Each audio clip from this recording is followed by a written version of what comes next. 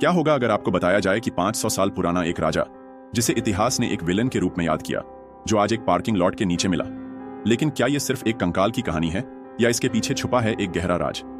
आज की इस कहानी में हम जानेंगे राजा रिचर्ड तृतीय की खोज के उस रहस्यमय सफर के बारे में जिसने इतिहास को बदल कर रख दिया। 1485 का समय, इंग्लैंड में युद्ध का माहौल था। राजा रिचर्ड तृतीय को मार दिया गया। जब इंग्लैंड के राजा रिचर्ड तृतीय को 500 साल पहले उनके कब्र में फेंक दिया गया तो इस समय के सबसे बड़े रहस्यों में से एक बन गया। सदियों तक झूठ, अफवाहें, मिथक और गलतियां उनके दफन स्थल को रहस्य में डुबोती रहीं और सवाल यह था, वह कहां गए? रिचर्ड तृतीय यह सब एक महिला को इंग्लैंड के एक छोटे से पार्किंग स्थल तक ले गया, जहां अचानक एक बड़ा सुराग सामने आया। यह कहानी है कि कैसे इंग्लैंड के सबसे प्रसिद्ध राजाओं में से एक गायब हो गया और उसे ढूंढने के लिए किए गए अद्भुत प्रयासों की। हमने पूरे मामले को एक मॉडल दिया ताकि यह दिखा सकें कि उनका शव कैसे मिला, और 500 साल पुराने डीएनए परीक्षण ने यह साबित किया कि वह सचमुच मौजूद थे। जब बोसवर्थ की लड़ाई समाप्त हुई, रिचर्ड तृतीय मृत पाए गए।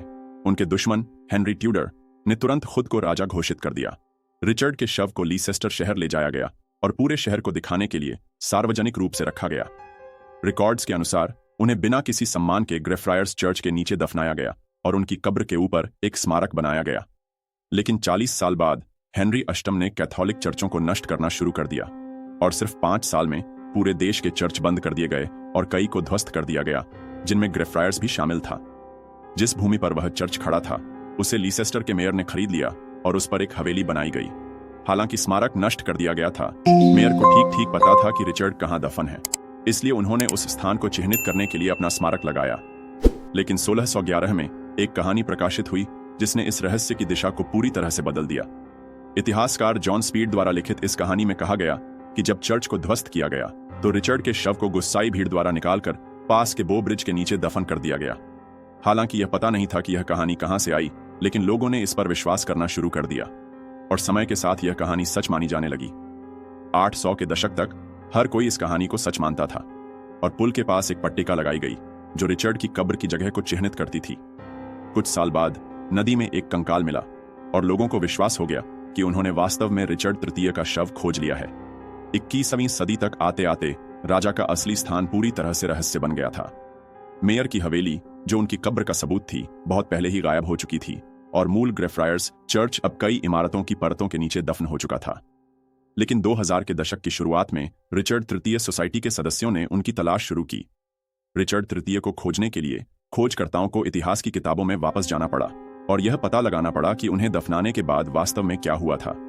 उन्होंने जॉन स्पीड की कहानी पर गौर किया, जिसमें कहा गया था कि रिचर्ड को पुल के नीचे दफनाया गया था, और तभी उन्होंने कुछ दिलचस्प खोजा।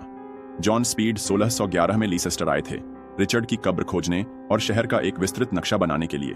लेकिन जब वे वहां पहुंचे तो उन्हें केवल एक झाड़ियों से भरा मैदान मिला और कोई स्मारक नहीं था। खोजकर्ताओं ने उनके नक्शे पर करीब से नजर डाली तो देखा कि ग्रेफ्रायर्स चर्च को गलत जगह पर दर्शाया गया था।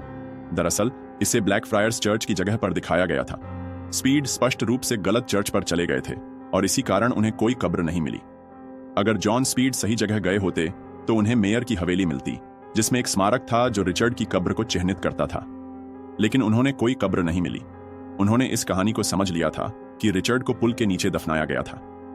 यह कहानी शायद उस सच्ची घटना से प्रेरित थी जिसमें एक स्थानीय पादरी को खोदकर नदी में फेंक दिया गया था। इससे यह साबित हुआ कि स्पीड की कहानी झूठी थी और अब टीम अपनी खोज को ग्रेफ्रायर्स चर्च पर केंद्रित कर सकती थी। लेकिन चर्च के किसी भी निशान को अब इमारतों ने ढक दिया था, इसलिए इसे ढूंढना एक बड़ी चुनौती थी। सबसे पुराना नक्शा जो कुछ जानकारी देता था 1741 का था। इस नक्शे में ग्रेफ्रायर्स क्षेत्र दिखाया गया था, जहां उस समय मेयर की हवेली और आसपास के बगीचे थे। रिचर्ड की कब्र को पहचानने वाला स्मारक इस क्षेत्र के किसी हिस्से में खड़ा होता। जब इस पुराने नक्शे को आधुनिक नक्शों के ऊपर रखा गया तो पता चला कि उस क्षेत्र में एक सड़क बनाई गई थी और आज की इमारतें उन बगीचों के ऊपर बनी थीं। 21वीं सदी तक ग्रेफ्रायर्स क्षेत्र लगभग पूरी तरह इमारतों से ढक चुका था और जो थोड़ा बहुत खाली स्थान बचा था उसे पार्किंग लॉट में बदल दिया गया था। 2005 में फिलिपा लैंगली, जो इस शोध का नेतृत्व कर रही थीं, इन पार्किंग लॉट्स में से एक की जांच करने पहुंची। जब वह वहां पहुंची तो उन्हें महसूस हुआ कि यह सही जगह हो सकती है और फिर जैसे किसी चमत्कार की तरह एक संकेत सामने आया। हालांकि यह सिर्फ एक आरक्षित पार्किंग स्थान का चिन्ह था, लेकिन फिलिपा को लगा कि यहीं से खुदाई शुरू करनी चाहिए। कई सालों बाद फिलिपा के नेतृत्व में पुरातत्वविदों की एक टीम को खुदाई की अनुमति मिली। लेकिन उनके पास केवल पार्किंग लॉट का एक छोटा हिस्सा खोदने के लिए पर्याप्त धन था, इसलिए उन्हें बहुत सावधानी से योजना बनानी पड़ी। चर्च आमतौर पर पूर्व से पश्चिम दिशा में बनाए जाते थे, इसलिए उन्होंने 3 खाइयां खोदने की योजना बनाई जो शायद चर्च के कुछ हिस्से से गुजरे। 25 अगस्त को, ठीक 527 साल बाद जब रिचर्ड को दफनाया गया था, टीम ने पहली खाई खोदनी शुरू की। यह पूरी योजना लगभग 2 हफ्तों में पूरी होने की उम्मीद थी और किसी कब्र को खोजने की संभावना लगभग असंभव लग रही थी। लेकिन आश्चर्यजनक रूप से पहले ही दिन खुदाई शुरू करने के सिर्फ 6 घंटे बाद उन्हें एक कंकाल मिला। यह कंकाल आर अक्षर से कुछ ही मीटर की दूरी पर था। सिर में गंभीर चोटें थीं और रीढ़ असामान्य रूप से मुड़ी हुई थीं। रिचर्ड को अक्सर कुबड़ वाला कहा जाता था, जिसमें एक कंधा दूसरे से ऊंचा होता था। कंकाल की मुड़ी हुई रीढ़ और खोपड़ी पर हुए नुकसान से यह संकेत मिला कि यह कंकाल शायद रिचर्ड तृतीय का ही हो सकता है। लेकिन इसे पक्के तौर पर साबित करने के लिए टीम को हर आधुनिक तकनीक का सहारा लेना पड़ा। एक तरीका यह था कि कंकाल से डीएनए निकाला जाए और देखा जाए कि यह रिचर्ड तृतीय के ज्ञात वंशजों में से किसी के डीएनए से मेल खाता है या नहीं। सबसे बड़ी संभावना माइटोकॉन्ड्रियल डीएनए देखने में थी, लेकिन इस प्रकार का डीएनए केवल मां से संतानों के पास होता है। इसलिए टीम को यह उम्मीद करनी थी कि मां से बेटी तक का एक बिना रुका हुआ वंशजों का क्रम रिचर्ड तृतीय तक पहुंचा सकता है। सोचने की बात है, ऐसा क्रम आज भी मौजूद था। रिचर्ड तृतीय की बहन पर ध्यान केंद्रित करके टीम ने 16 पीढ़ियों की महिला वंशजों को खोज निकाला, जो एक महिला जॉय ब्राउन तक पहुंचती थी। लेकिन दुर्भाग्य से जॉय ब्राउन की मृत्यु हो चुकी थी, लेकिन उनका बेटा माइकल इब्सन अभी जीवित था। वही डीएनए जो रिचर्ड को उनकी मां से मिला था, माइकल इब्सन तक भी पास हुआ होगा। लेकिन अगर परिवार के वृक्ष में कोई एक भी बिंदु गलत होता तो यह पूरी प्रक्रिया गलत साबित हो सकती थी। इसलिए इसे सुनिश्चित करने के लिए उन्होंने एक और महिला वंशजों की श्रृंखला को ट्रैक किया, जो वेंडी नामक महिला तक पहुंचती थी। माइकल और वेंडी के डीएनए की तुलना करके उन्होंने यह साबित कर दिया कि दोनों एक दूसरे से संबंधित थे और इस तरह से रिचर्ड तृतीय की मां के सीधे वंशज थे। रिचर्ड के कंकाल से डीएनए रिपोर्ट मिलने से पहले उन्होंने इसे कार्बन डेटिंग परीक्षण के लिए भेजा, जिससे कंकाल की उम्र का पता लगाया जा सके। हमारे शरीर में कार्बन 14 अवशोषित होता है, लेकिन मृत्यु के बाद कार्बन शीशी एक निश्चित दर पर सुरक्षित होने लगता है। कंकाल में बची हुई कार्बन शीशी की मात्रा की गणना करके वैज्ञानिक यह निर्धारित कर सकते थे कि शरीर कितने समय पहले मरा था।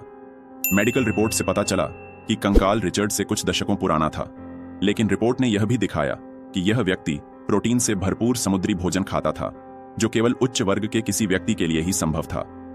यह जानकारी बेहद महत्वपूर्ण थी, क्योंकि ऐसी डाइट ने कार्बन 14 की मात्रा के क्षय को बदल दिया होता। इसे ध्यान में रखते हुए नए परिणामों ने दिखाया कि कंकाल लगभग निश्चित रूप से रिचर्ड की मृत्यु के समय का ही था। इसी दौरान डीएनए मेडिकल रिपोर्ट भी आ गई और उन्होंने माइकल और कंकाल के बीच स्पष्ट मेल दिखाया। यह साबित कर दिया कि रिचर्ड तृतीय की खोज आखिरकार पूरी हो गई थी। वीडियो को लाइक करें और इस अद्भुत खोज के बारे में अपनी राय के साथ एक कमेंट छोड़ें। देखने के लिए बहुत बहुत धन्यवाद और अगले वीडियो में फिर मिलेंगे।